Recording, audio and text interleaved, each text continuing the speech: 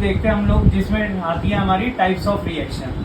Types of reaction देखेंगे, ये बहुत इंपॉर्टेंट टॉपिक है जो हमारे 10th क्लास के फर्स्ट चैप्टर में भी आता है और 11th क्लास के सेकंड बुक के फर्स्ट चैप्टर में भी आता है, जिसमें देखते हैं हम लोग types of reaction. Types of reaction में हम लोग देखते हैं रिएक्शन कितने टाइप की होती है।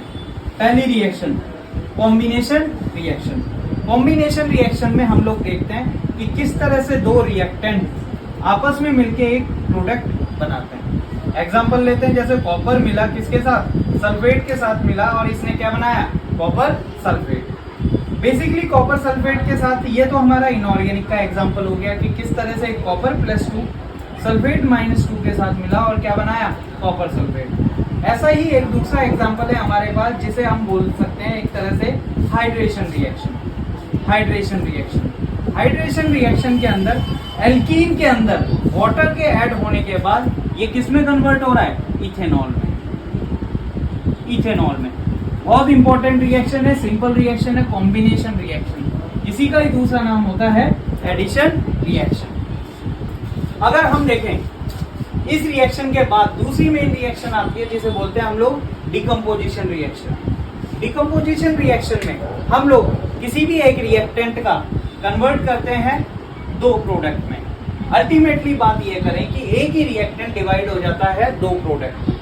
बहुत बेस्ट एग्जांपल है जो हम लोगों ने यहाँ पे हाइड्रेशन रिएक्शन करा था, वही रिएक्शन यहाँ पे डिहाइड्रेशन रिएक्शन है कि किस तरह से एक अल्कोहल के अंदर हम लोग वाटर निकालने के बाद उस प्रोडक्ट को किस में कन्वर्ट कर रहे हैं, एल्कीन के अंदर कन्वर्ट कर रहे हैं। तीसरी रिएक्शन है हमारी displacement reaction.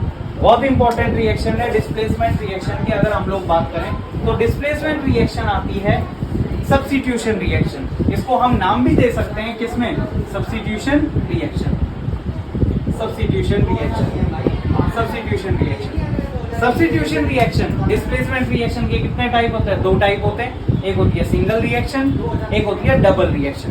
Basically single displacement reaction और double displacement reaction. Single displacement reaction के अंदर एक रहता है हमारे पास अटैकिंग रिएजेंट। अटैकिंग रिएजेंट क्या करता है, रिएक्टेंट के ऊपर अटैक करता है और मेन एलिमेंट को क्या कर देता है, उसकी पोजीशन से सब्स्टिट्यूट कर देता है। तो सब्स्टिट्यूट करने के बाद हमारा मेन प्रोडक्ट बनता है जिसे हम बोल देते हैं डिस्प्लेसमेंट रिएक्शन।